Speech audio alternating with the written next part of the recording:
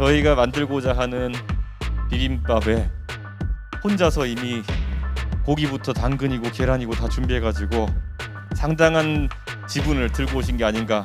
난 엑스파일이 뭔지도 몰라요. 응? 근데 물으면 윤석열 엑스파일을 묻는데 아는 게 있어야 대답을 하지.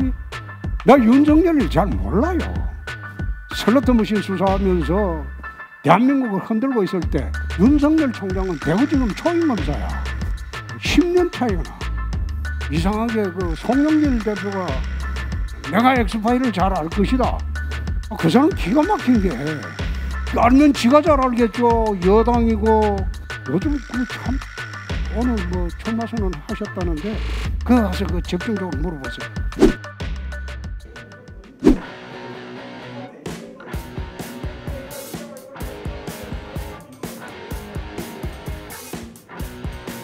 잠시 안내 말씀을 드리도록 하겠습니다. 곧 국민 보고 대회가 시작될 예정입니다. 진심으로 축하드리고 싶습니다. 우리 홍준표 대표님께서 당에 다시 돌아오셔서 처음으로 공식적으로 하시는 행보가 바로 국민과의 소통을, 그리고 그 과정에서 얻은 것을 저희와 공유하는 자리라는 것에 감사드리고요. 제가 당장 보고서를 간략하게만 훑어봐도 8,000명이 넘는 분들에게 이런 심도 있는 인터뷰 진행해서 내놓은 결과라는 것은 우리 당의 대선 승리를 위해서 또 앞으로 정책 발굴을 위해서 매우 중요한 자산이 될 것이다. 저는 이렇게 확신합니다. 사실 뭐 400일이 넘는 시간 동안 의도하지 않게 당을 떠나 계셨기 때문에 그 기간이 길어지다 보니까 어떻게 시간을 보내셨는지 궁금해하는 분은 참 많은데요.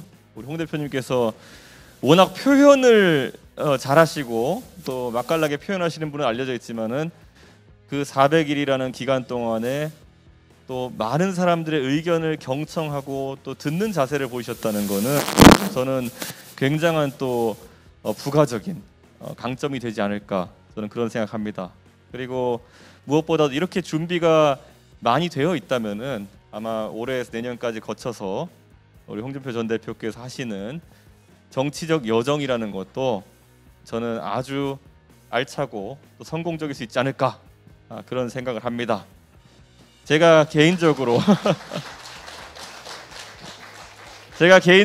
이건 당대표 자격이 아니라 개인 자격으로 평가하자면은 저희가 만들고자 하는 비빔밥에 혼자서 이미 고기부터 당근이고 계란이고 다 준비해가지고 상당한 지분을 들고 오신 게 아닌가, 이런 생각합니다. 앞으로 홍준표 전 대표님과 우리 당이 이런 보고서 내용을 바탕으로 해서 국민들이 정말 원하는 구체적이고 그리고 입맛에 맞는 그런 공약들, 정책들 만들어가지고 꼭 내년에 정권 교체 이룰 수 있으면 좋겠습니다. 다시 한번 축하드리고 정말 훌륭한 보고서 감사합니다.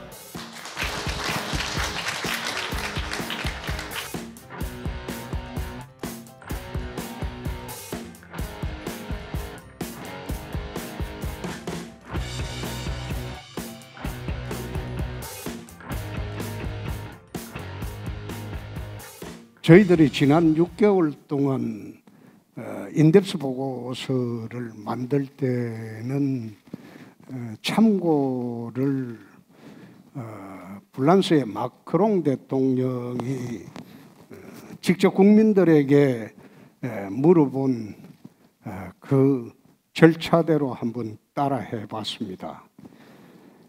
오바마 대통령이 대통령 선거를 앞두고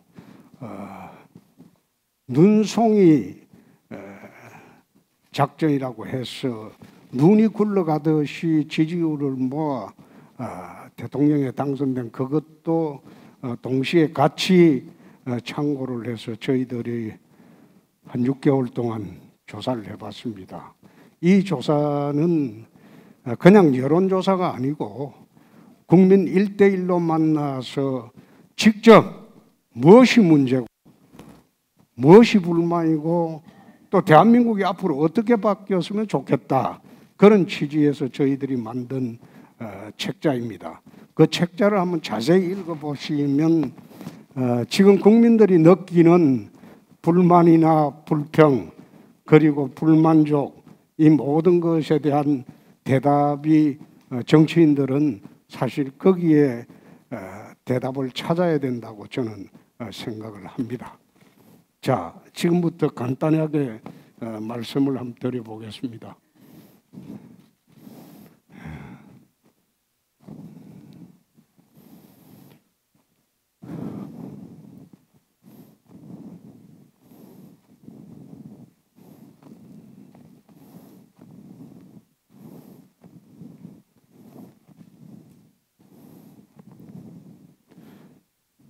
지금 한번 쭉 보시면 지금 신문 일면 제목으로 쭉 나왔던 겁니다.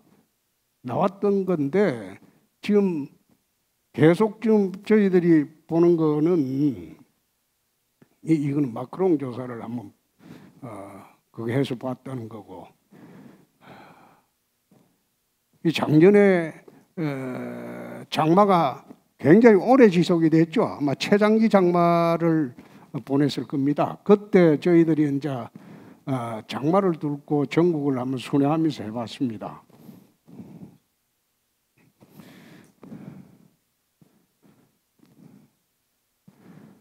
지금 여기에 쭉 나와서 직접 말씀하시는 분들 이야기를 들어보면 지금 희망이 없어져 버렸어요.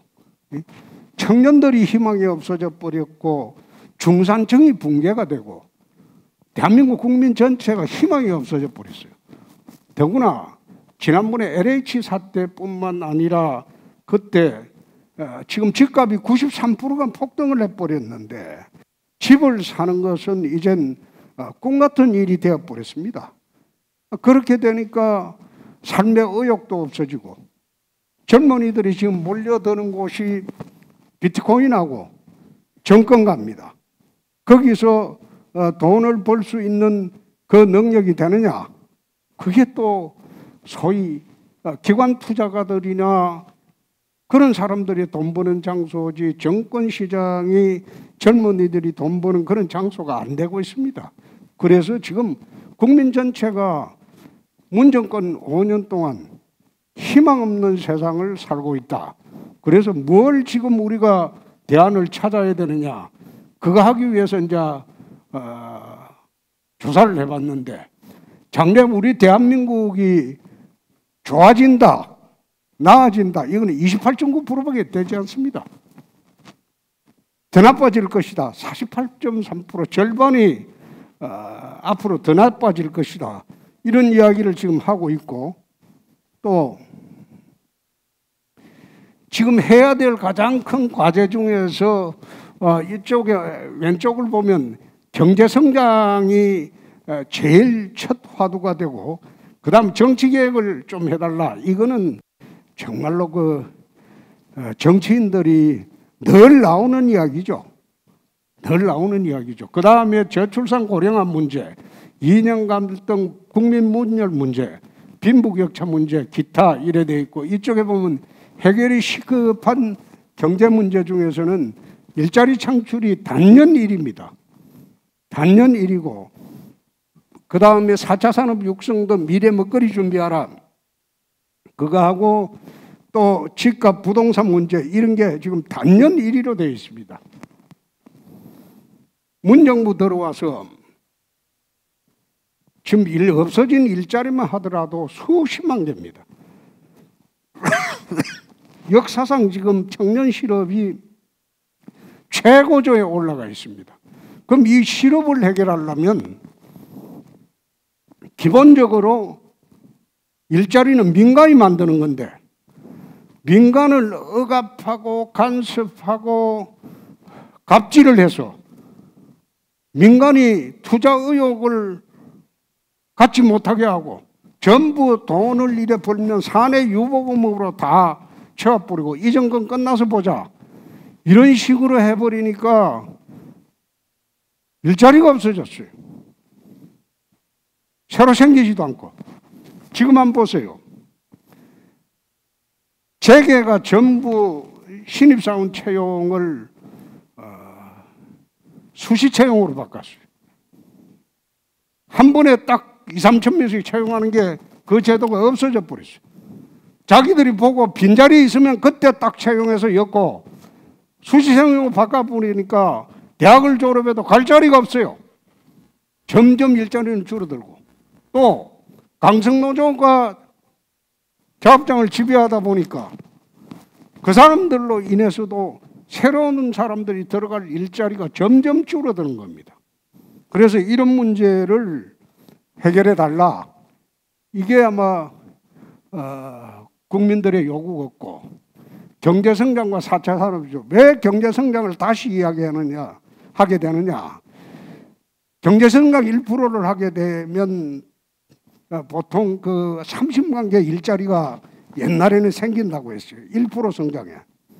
그런데 지금 최근에 와서는 노동 생산성이 급속히 높아지는 바람에 경제성장이 1%가 되면 8만 개의 일자리밖에 생기지가 않습니다. 그러면 2, 3% 성장한다고 하면 결국 해본들 20만 개 정도의 새로운 일자리가 민간이 아무리 활발하게 해도 생기는 것밖에 되지 않는데, 지금 그 순간에 1년에 배출되는 새로운 인력이 100만 명이 훨씬 넘습니다. 나머지는 어디로 가느냐? 캥거루족이 되어서 부모한테 얹혀 살든지 자영업 쪽으로 가든지, 안 그러면 백수가 되는 거예요. 그러니까 민간을 어떤 식으로 경제 성장을 하고 이 성장이 일자리하고 연결되는 성장 구조로 만들어야 되고, 그리고 4차 산업 육성이라는 게 이제 결국 AI 문제죠. AI 문제. 최근에 이재명 지사가 앤드류 양인강 그 사람이 쓴 보통 사람들의 전쟁이란 책이 있어요. 그 책에 보면 기본소득에 대해서 이제 왜 기본소득제도가 필요하냐, 그 이야기가 나옵니다. 이 지사가 아마 그 책을 보고 기본소득에 푹 빠져 있는 것 같던데, AI 시대가 오면 일자리가 없어진다 이거예요. 일자리가 없어지기 때문에 사람들이 실업으로 내몰리고, 그렇게 되면 기본소득제를 도입하지 않고는 사람들을 먹여 살릴 수 없다. 막 그 취지입니다. 그런데 그 말씀 하시는 건데 하는 거 보고 느낀 게, 18세기에 영국의 산업혁명이 처음 시작이 됐을 때 러다이트 무브먼트 운동이라고 있었습니다. 기계 파괴 운동이죠. 방적 기계가 들어와서 우리 일자리를 뺏든다. 그 기계 파괴 운동이 있었어요. 그런데 실제로 산업혁명이 시작되고 난 뒤에 노동 생산성이 굉장히 향상이 됐어요. 적은 노동으로 엄청난 많은 생산성 향상 효과를 가져왔다. 그렇게 적은 노동으로 돈을 더 많이 벌게 되고 또 새로운 직종이 계속 생겼다. AI 시대도 똑같습니다. 적은 노동력으로 더 많은 노동 생산성을 창출하게 되고, 그리고 새로운 직종들이 계속 생겨납니다. 그렇게 되면 저는 기본소득제 주장을 할 때 지금 기본소득제가 제대로 시행되고 있는 건 알래스카입니다. 알래스카는 거기는 석유기금을 환경파괴의 대가로 기업들로부터 거둬들이는 석유기금으로 아마 1년에 $1,000 주는가 그럴 거예요. 그게 기본소득제 성격을 갖고 있습니다만은 그 외에는 세계에 기본소득이라는 나라가 없습니다. 도대체 내가 그 이야기를 하길래 그건 사회주의 배급제도 아니냐. 거기에 집착할 게 아니고 새로운 일자리 창출, 경제성장, 그리고 서민복지 쪽으로 가자. 기본소득으로 국민 전체에게 골고루 나눠주는 그 돈이 있다면 못 살고 힘들고 가난한 사람한테 집중적으로 지원을 하자. 그렇게 해서 계층 간의 위화감 없애고 소득격차를 줄이는 것 아니냐. 그렇게 서민복지제도를 강화하는 것이 맞지. 최근에도 그랬지 않습니까? 이재명 지사 경기도 사람 전체한테 30만 원씩 주는 것 쳐다보고 저 돈 있으면 나는 그렇게 하지 않는다. 경기도에 얼마나 많이 어려운 사람들이 있느냐. 그 사람들에게 좀 더 집중적으로 지원을 한다. 30만 원 받아가지고 그게 어쩌다가 30만 원 한 받아가지고 과연 그게 가게 살림에 도움이 되겠습니까? 그건 아니죠. 매달 200~300만 원씩 주는 그런 세상이라면 이해가 되죠. 근데 그렇게 할 수가 없지 않습니까? 그래서 이런 문제도 경제성장과 4차 산업 육성 문제도 그런 관점에서 보는 게 어떠냐. 평생 일자리를 위한 평생교육, 서민보호와 중산층 제거, 청년 실업 해소 이런 문제도 전부 그런 측면에서 나오는 것 아니냐. 저는 그렇게 생각을 합니다. 한번 읽어보세요.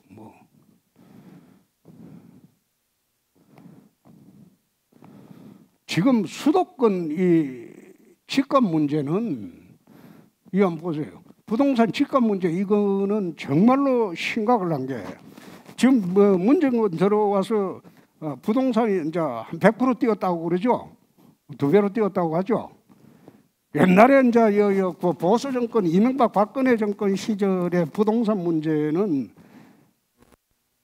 결혼해서 전셋집에 살다가 그 다음에 13평 아파트 자기 집으로 들어갔다가 또 조금 더 벌면 24평으로 갔다가 35평으로 갔다가 나중에 나이가 좀 들고 어느 정도 사회적 위치가 되면 50평대 아파트로 가고 그런 식으로 해서 집을 키워가는 시대가 있었다 이 말이에요.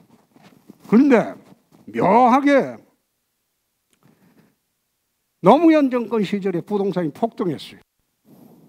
여러분 기억은 잘 안 나실지 모르겠는데 마찬가지로 노무현 정권 시절에 부동산 폭등하고는 비교가 안 될 정도로 문재인 정권 시절의 부동산 폭등이 이거는 진짜 미쳤다고 할 만큼 부동산 시장이 미쳤다고 할 만큼 그렇게 돼버렸어요. 그럼 이걸 어떻게 바로잡느냐? 부동산 정책의 이념을 빼야 됩니다. 지금 문 정권에서 시작하고 있는 부동산 정책은 전부 좌파 이념이 들어가 있어요. 너 자산소득이니까 버는 만큼 세금으로 뜯어간다. 그러면 그 세금으로 뜯기는 것만큼 그게 소유주가 부담을 하느냐? 그렇지 않습니다. 조세는 정가됩니다. 말하자면 전세 입주자나 다른 사람한테 이 전부 자기 세금을 퍼는 그게 시장의 논리입니다. 조세가 정가돼요. 그렇게 하다 보니까 집값은 천정부지로 치솟는 거예요. 그렇다고 해서 최근에 이제 문정권에서 지금 재난지원금 또 추가로 편성한다고 이래 떠들어 샀는데 30조가 더 거쳤다는 거 아니에요. 세금이. 자, 그럼 이 30조 더 거친 세금이 경제가 선순환하고 경제가 성장하고 살기 좋아져서 세금을 많이 냈느냐? 천만에요. 국가가 수탈한 거예요. 국가가 빼앗은 거라고. 자, 조세 법률주의라고 합니다. 우리 헌법에. 조세 종목과 세율은 법률로 정한다고 했어요. 지금 그게 그대로 시행되고 있는가? 우선 하나의 예를 한번 들어볼게요. 종부세 같은 경우에. 종부세가 왜 종부세입니까? 종합부동산세예요. 건물도 있고 집도 있고 상가도 있고 임야도 있고 토지도 있고 이 종합부동산세예요.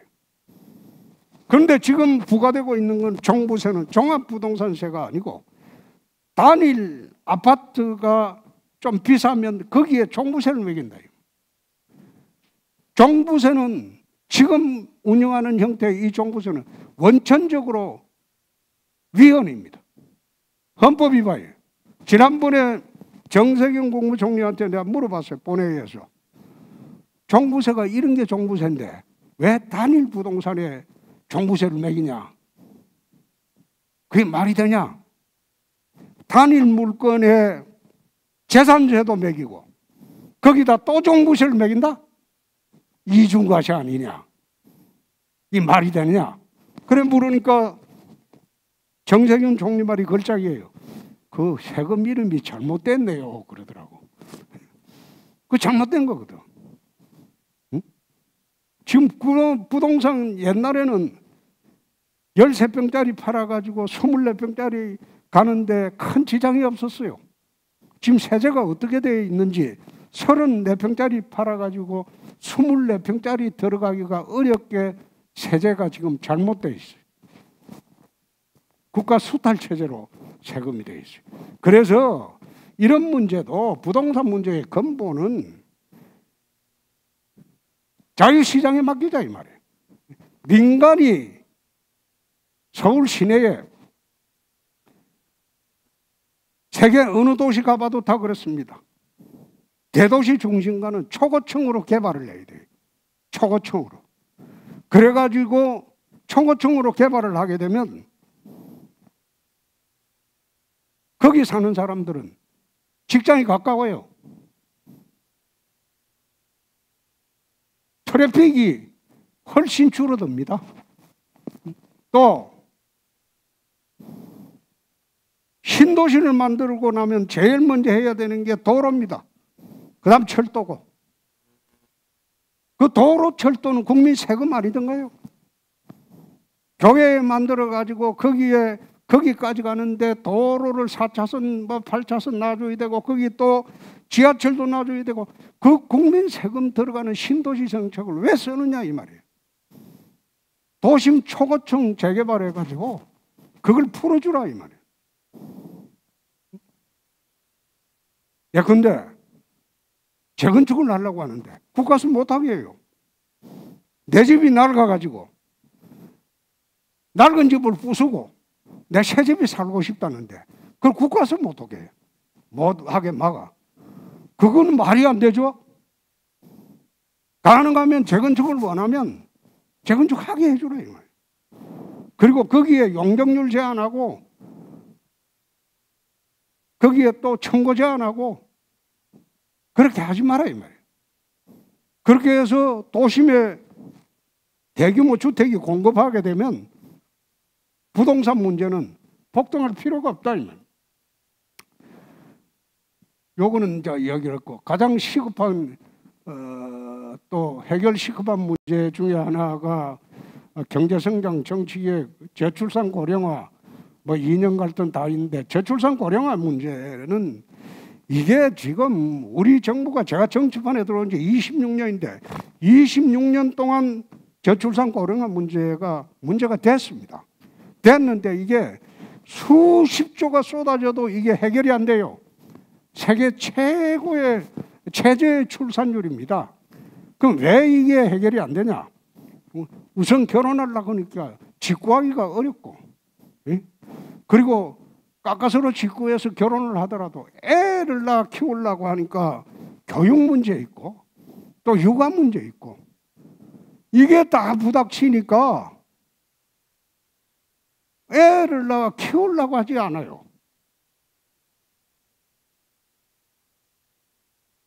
그래서 그런 환경 조성을 먼저 해주는 게 국가가 우선적인 조치를 해줘야 돼요. 애를 낳으면 국가가 육아를 대신해 줄 수 있는 나라가 돼야 되고 그리고 교육 문제를 대신 해결해 줄 수 있는 나라 정책이 바로 서야 돼요. 그래야지 국민들이 편하게 젊은이들이 자식을 놓고 자식을 키우고 또 경력 단절 여성들에 대해서 국가가 특별한 배려를 확실히 해야 돼. 그렇지 않으면 결혼해서 애 놓고 집에서 사는 하수와이프로 돼버리는 그런 시대가 지금은 아니다 이 말이에요. 지금은 전부 캐리어 우먼 시대고 시대가 다 바뀌었어요. 옛날에 저희들이 결혼할 때처럼 결혼하면 전부 집에 들어와 살아야 되는 그런 시대가 아니다 이 지금은. 그래서 그런 것도 국가가 전부 해결해 줄 그런 시스템이 될 때 저출산 고령화 문제는 풀리게 될 것이다. 자, 손쉬운 내 집 마련, 부담 없는 결혼, 출산, 육아, 위기를 이겨낸 가족 안전망. 근데 이 가족 안전망 문제를 이야기를 하면 저는 늘 이야기하는 게 과연 사형제를 존치하는 게 옳으냐? 사형제 문제가 늘 대두가 됩니다. 그런데 인권을 존중하는 정치인, 인권 변호사 이런 사람들은 절대 사형은 너무 가혹한 형벌이니까 사형을 인정해서 안 된다. 근데 미국도 사형제도가 있고 사형을 집행하고 있고 일본도 사형을 늘 집행하고 있습니다. 일본도 집행하고 있어요. 그런데 묘하게 대한민국만 97년 12월 말에 한번 사형 집행한 게 끝으로 법무부 장관이 형사소송법을 보면 6개월 내 사형 집행하도록 법률이 되어 있어요. 법무부 장관이 사형 집행에 사인을 하지 않아요. 그게 1997년 12월 말을 기점으로 우리나라는 사형을 집행하지 않습니다. 그런데 사형은 또 합헌이라고 헌재에서 이야기를 했어요. 그러면 제가 지난 대선에도 이야기했는데 흉악범에 한해서는 사형 집행을 하자. 그래야지 사회가 최소한의 안전망을 갖출 수 있을 것이다. 지금 유영철이, 강호순이 그 흉측한 살인마들이 교도소에서 얼마 전에 음란 동영상 못 보게 한다고 난동을 치던 애들이에요. 그런 세상이 돼버렸어요. 왜 흉악범에 의해서 피해를 당한 그런 가족의 생각은 하지 않느냐? 그냥 살인죄 저지른 거는 다르죠. 그거하고는. 이거는 엽기적인 수십 명을 살해한 흉악범도 교도소에서 사형제도가 없어서 사실상 집행이 안 되니까 법정에서 사형 이래도 코웃음 치고 이랬어요. 세상이 그래 됐어요. 그래서 제가 지난 탄핵 대선 때 그랬어요. 내가 대통령 되면 사형 집행 반드시 하겠다. 이거 흉악범에 한해서는 반드시 집행하겠다. 그래야지 안전한 사회 안전망이 생긴다. 그 이야기를 했습니다. 한번 쭉 한번 읽어보세요. 이 책에 다 있는 겁니다.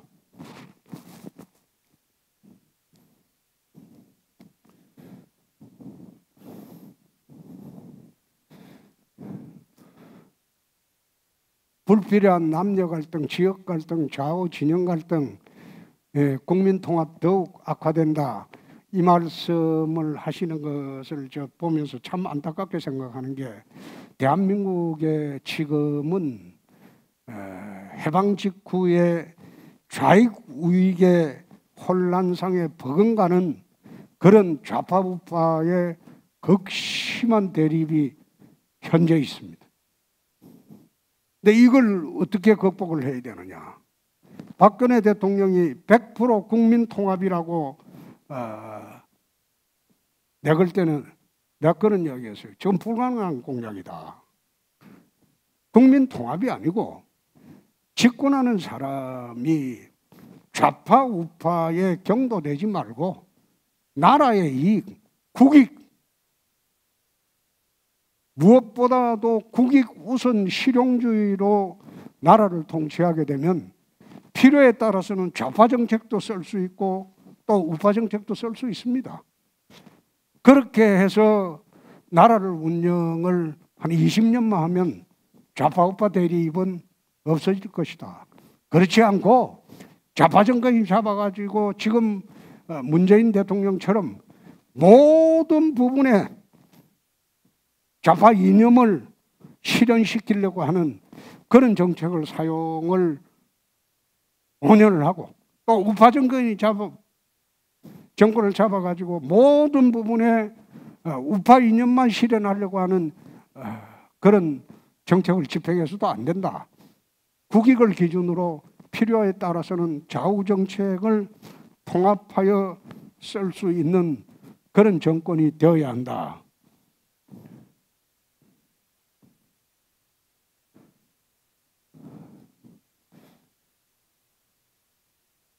정치인들이 이제 하고 싶은 일은 부패한 정치계 정치인들의 특권 타파 늘 이런 말씀이 올라와요.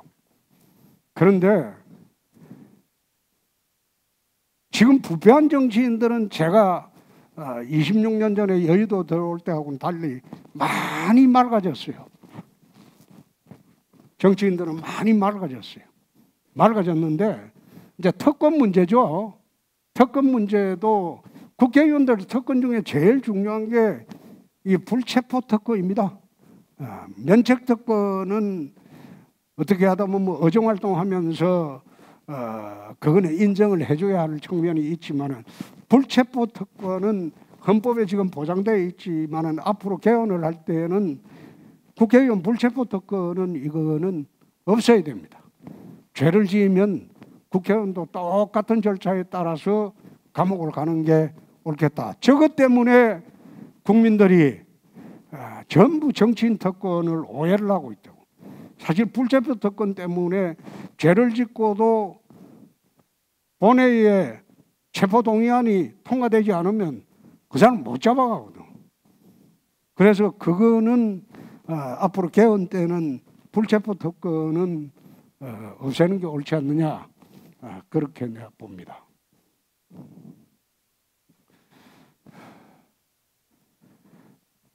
병역 복무자 인센티브 이것도 그래요. 이거 인센티브 줘야 됩니다. 정당하게 병역 업무를 이행한 사람은 취업하거나 그 다음에 공무원 할 때 그 인센티브 줘야 돼요. 근데 미국 같은 경우에는 군대 갔다 오면 바로 시민권 줘버려요. 입대하면 바로 시민권을 줘버려요. 그리고 시민권 받으려고 자원 입대하는 사람들이 미국 상당수 많습니다. 그리고 미국에는 정식으로 군인권 복무하고 나오면 평생연금 주죠. 근데 우리나라는 아무것도 혜택 없이 군복무를 강요하는 거, 그것도 잘못된 거예요. 그래서 이런 문제도 젊은이들이 제일 불만이 많아요.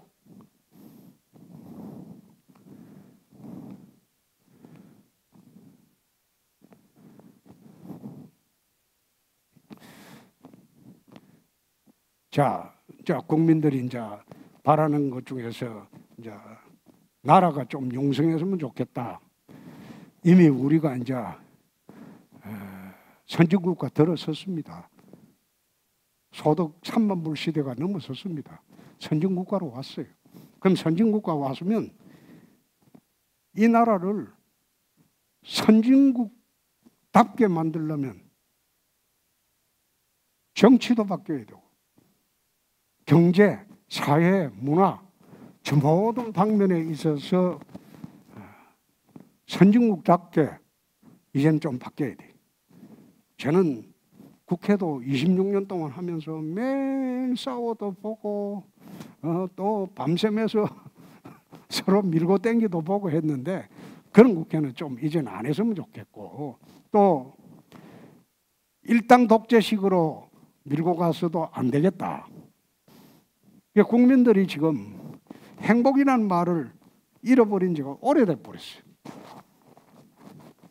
나는 행복하다 이 생각하는 사람이 정말 점점 없어지는 그런 시대가 되다 보니까 소득 3만 불 선진국이 됐으면 뭐랍니까? 선진국답지 않는 나라가 되어가고 있는데 그리고 안전, 아까 이야기했던 대로 지금 뭐 안전볼감정 때문에 눈만 뜨면 계속 나라 전체가 문제가 되고 있지 않습니까? 그 마지막으로 공정. 이 공정 이 문제는 어제 오늘 문제가 아니고 이건 아주 옛날부터 나라가 유지되거나 나라가 제대로 굴러가려면 모든 방면에서 공정이라는 화두를 버리고는 이건 제대로 나라를 끌고 갈 수가 없습니다. 이 공정의 문제가 갑자기 한국 사회에 대두가 돼가지고 중심 개념으로 떠올란 것은 조국 전 법무부 장관 사태부터 일 거라고 나는 봅니다. 그래서 이런 문제도 앞으로는 국민들이 특권층이나 기득권층들이 지배하는 나라에서 자기들만의 나라, 자기들만의 정의, 그 부러지는 나라는 공정한 나라가 아니다. 그래서 이런 문제도 국민들이 직접 억울해하고 또 제기하고 있는 겁니다. 오늘 저희들이 이제 발표한 것은 8,200명에 달하는 국민들이 무엇을 바라고 있는가 그거고 8월 말쯤 돼서는 거기에 대한 대한민국이 앞으로 어떻게 바뀌었으면 좋겠고 또 대한민국을 위해서 어떻게 계획을 나라 설계를 새로 했으면 좋겠다. 그런 문제는 대한민국 미래 비전 보고서라는 명분 제목으로 8월 말 여러분들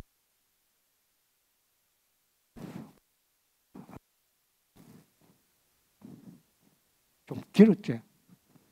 네, 좀 정확하게 설명을 해서 죄송합니다. 이게 한 20-30분 해야 되는데 많이 부렸지? 괜찮습니다. 괜찮죠? 네. 감사합니다. 네. 미래 이 보고서 기반으로 이제 공약 염두에 두신 게 있는지 궁금하고요. 그 다음에 그 가장 시급하게 해결해야 될 문제가 경제 성장이라고 나왔잖아요. 네. 그래서 특히 경제 성장 관련된 한 그 공약에 대해서 좀 생각해 두신 게 있는지 구체적으로 답변 부탁드리겠습니다. 경제 성장의 문제는 그렇습니다. 우리나라가 세계 10위의 경제 대국이 되었는데 국가가 기업에 갑질하고 간섭하고 그런 시대가 지났어요. 세계 10위의 경제대국이 되었으면 국가는 기업의 활동을 하는데 기업이 창의와 발전을 자기들이 하기 위해서 노력을 하는데 뭐가 필요하고 우리가 도와줘야 할 게 뭔지 그것만 지원해 주면 되는데 지금 한번 보세요. 문재인 정부 들어와서 걸핏하면 세무조사하고 걸핏하면 공정거래위원회 동원하고 그리고 국가 갑질 경제가 되어버렸다. 이 경제 패턴을 하나 바꿔주는 것만 해도 민간의 성장이 나라의 성장이 되는 겁니다. 그래서 내가 지난번에 부자한테 자유를 주라. 서민한테는 기회를 주라. 그게 경제정책의 본질이다. 부자한테는 그 사람들한테 돈을 더 줄 필요가 없어요. 돈이 많아요. 돈 쓸 자유를 주라 이 말이에요. 마음대로 돈 쓰고 눈치 보지 말고 사치하려면 하고 해외 나가 놀려면 놀고 마음대로 하라며. 세금은 제대로 내라. 탈세하지 말고. 가난한 사람한테는 자유를 주는 것보다도 기회를 줘야 돼. 가난한 사람한테 자유를 주는 것은 굶어 죽을 자유밖에 없어요. 망하게 되면 국가에서 또 어떤 식으로든 지원을 또 하고 또 그래도 못 일었으면 또 지원을 하고 이렇게 해서 일어설 수 있는 기회를 계속 제공해 주는 게 그게 국가의 책무고, 그렇게 하면서 나라 경제가 선순환 구조로 바뀌고 나라가 발전하는 겁니다. 지금처럼 그저 부자한테는 그냥 정오하듯이 세금을 뜯어내려고 하는, 그래서 가난한 자들한테 이래 무상으로 나눠주려고 하는 이런 로빈훗식 경제정책으로는 나라 발전할 일이 없다는 거예요. 예. 이제 그만합시다. 충분히 설명이 다 됐어요. 그렇죠? 설명이 전부 다 됐어요. 요즘 제가 좀 힘든 게 제 이야기를 이렇게 좀 해야 되는데, 기자분들은 뭐 인터뷰하다가 만나면 윤석열이 이야기부터 묻거든. 그런데 난 엑스파일이 뭔지도 몰라요. 그런데 물으면 윤석열 엑스파일을 묻는데 아는 게 있어야 대답을 하지. 그 원론적인 이야기를 하면 또 기자들 참 기가 막히게 써요. 윤석열이 디스했다고 그래 또 써요. 그래서 요즘은 밖으로 인터뷰하는 게 참 난감해. 나 윤석열을 잘 몰라요. 제가 93년도 슬로트 머신 수사하면서 YS 사정 초기에 대한민국을 흔들고 있을 때 윤석열 총장은 대구지검 초임검사야. 첫 임기가 10년 차이가 나. 나이는 그래 차이 안 나는데 난 그 사람 잘 몰라요. 그런데 기사들이 요즘 인터뷰만 하면 윤석열 엑스파일부터 물으니까 또 요즘 와서는 이상하게 송영길 대표가 내가 엑스파일을 잘 알 것이다. 그 사람 기가 막힌 게, 알면 지가 잘 알겠죠. 여당이고 정보수사기관으로부터 보고받고 자료를 다 모아놨다고 주장했잖아요. 자기가 다 더 잘 알 건데 송영길 대표는 느닷없이 날 물고 들어가고 쏙 빠지려고 하고, 그래서 내가 요즘 참 좀 황당합니다. 황당해. 왜 이런 식으로 판을 짜려고 하는지.